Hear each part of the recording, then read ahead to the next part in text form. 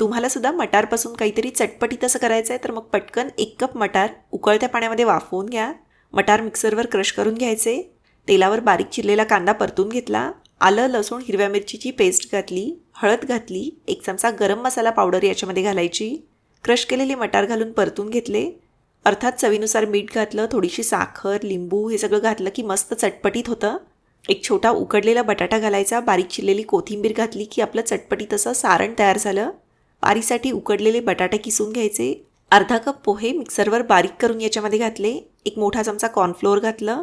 चवीनुसार मीठ घालून घट्टसर असं मळून घेतलं.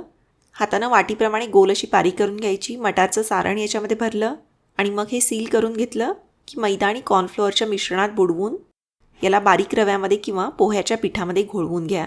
तेलामध्ये छान सोनेरी रंगावर हे मटार पॅटीस जे ते तळून घेतले. काय म्हणता, आहेत का नाही अगदी चटपटीत?